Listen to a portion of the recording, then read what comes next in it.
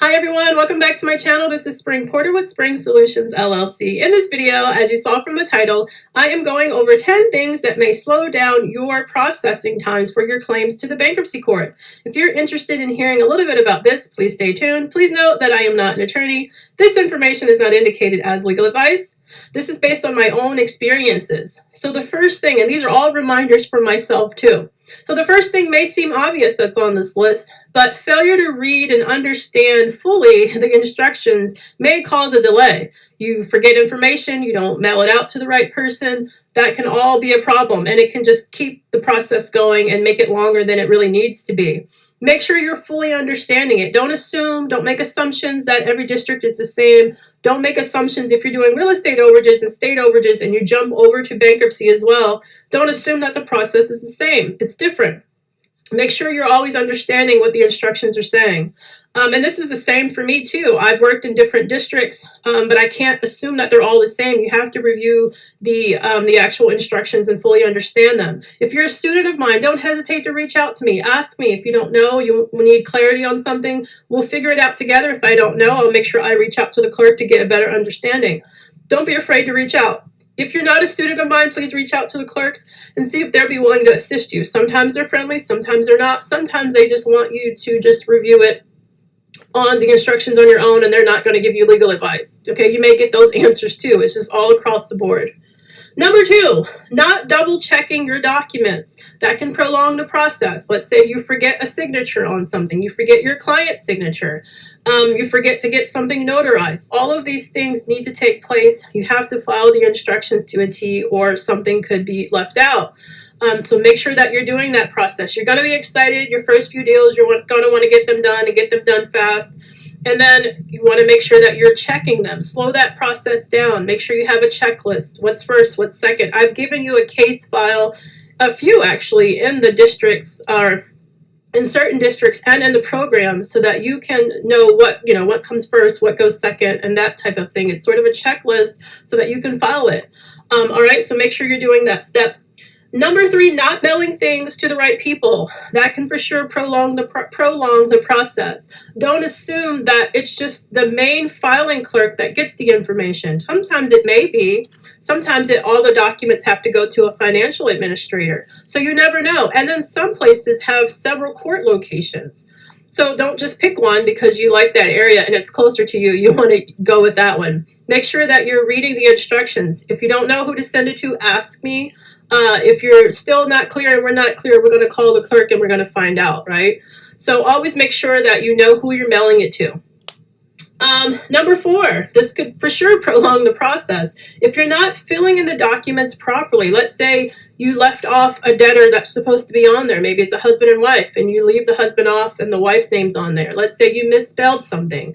Let's say you're working on several different cases at one time, and they're all for different areas, and you mix up the case number, you transpose numbers, you have the wrong amounts or case numbers on there, the wrong chapter. Make sure that you're putting in things properly. You don't want to give the clerk an excuse to just slap on a deficiency notice for small mistakes. So make sure you catch those. Those clerical errors do happen. I've made them. Make sure that you're able to fix them. And then again, just know that if that happens, you're going to be, having more time to wait. So another thing on here, number five, if you're not sending the original documents when the clerk is requiring them, you're going to have to wait. Please make sure you're doing that step. You always want to make sure that you keep a copy for you, but that's just a copy. Don't keep the originals. The clerk usually needs the original documents. They have to double check, certain signatures and IDs. They want to make sure that you're sending them the original documents. So please make sure that you're doing that.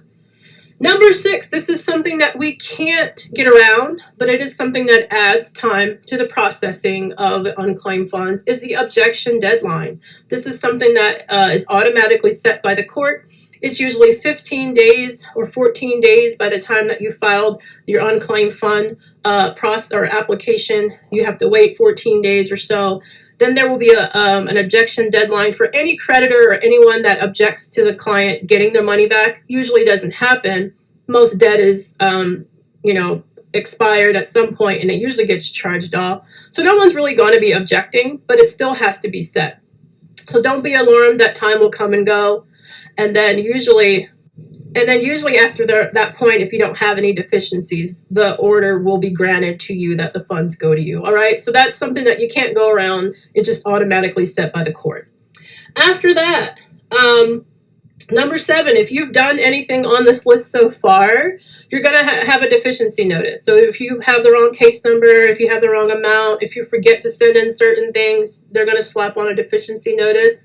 Keep in mind, there's nothing to be alarmed about. So as long as you cure those documents and send everything in at the right time, attorneys get deficiency notices, locators get them, paralegals get them, everybody gets them. I have gotten them. I am working on one right now in a different district, new, that I haven't worked in. I got a deficiency notice and I was handling it this morning, trying to make sure that everything gets done properly. So again, it happens. Just make sure you cure those things at a certain time. They usually have a deadline on there. Get them things in at the right time. If you can email them, ask the clerk if you can. That can kind of make things go faster. If not, then you may have to send the originals. It depends on what kind of documentation you're missing.